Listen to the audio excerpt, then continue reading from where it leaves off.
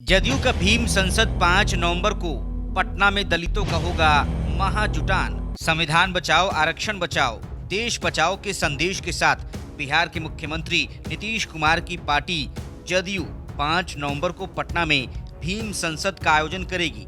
पटना के veterinary ground में आयोजित होने वाले भीम संसद के पहले मंगलवार को सीएम नीतीश ने इस कार्यक्रम से संबंधित रथों को हरी झंडी दिखाकर रवाना किया।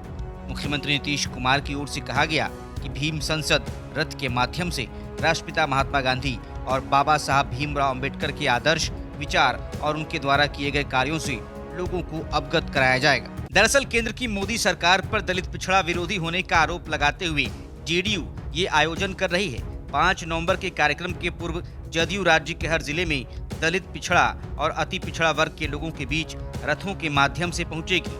जेडीयू का मकसद सीएम नीतीश की दलित अति पिछड़ा वर्ग हितैषी नीतियों को लोगों को बताना है और केंद्र सरकार के खिलाफ एकजुटता दिखाने के लिए 5 नवंबर को भीम संसद में शक्ति प्रदर्शन को प्रेरित करना है। भीम संसद रथ को सीएम नीतीश के साथ मंत्री अशोक चौधरी और रत्नेश सदा की मौजूदगी में रवाना किया गया। अशोक चौधरी ने भीम संसद की जरूरत को इंगित करते हुए कहा कि नीतीश कुमार के मुख्यमंत्री बनने के बाद ही बिहार में दलितों और अति पिछड़ों को उनका वाजिब अधिकार मिला। सीएम नीतीश ने साल 2007 में पंचायती व्यवस्था में आरक्षण को प्रभावी किया, जिसके बाद बड़ी संख्या में दलित और अति पिछड़ा वर्ग के लोग मुखिया और अन्य पदों पर निर्वाचित हुए।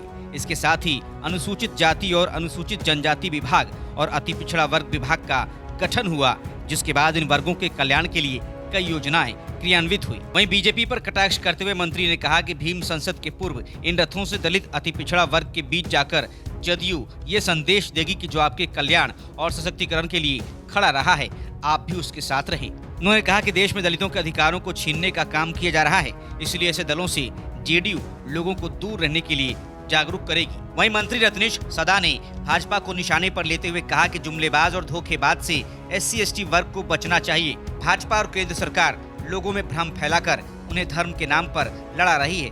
दलितों के आरक्षण को खत्म करने की कोशिश की जा रही है। इसलिए साल 2024 के लोकसभा चुनाव की लड़ाई विपक्षी गठबंधन इंडिया और एनडीए में नहीं है, बल्कि ये लड़ाई SC/ST और भाजपा के बीच की है। भीम संसद इसके लिए ही किया जा रहा है। आपको बता दें कि बिहार में विधानसभा की 40 सीटें SC/ST वर्ग के लिए आरक्षित है, वहीं लोकसभा की 6 सीटें आरक्षित वर्ग के लिए है। ऐसे में लोकसभा और विधानसभा सीटों के लिहाज से बिहार में SC/ST वर्ग पर पकड़ बनाने की जदयू की ये जोरदार कोशिश मानी जा रही है। इसी वजह से जदयू ने अभी से बड़ी तैयारी और SC/ST को जदयू के लिए एकजुट करने की रणनीति के तहत भीम संसद की योजना बनाई है। इसी बहाने पार्टी इन वर्गों में अपनी पैठ मजबूत करने की कोशिश करेगी। इसके साथ ही एनडीए में शामिल जीतन राम मांझी, चिराग पासवान और पशुपति पारस जैसे दलित नेताओं को जेडीयू बड़ा झटका देना चाहती है।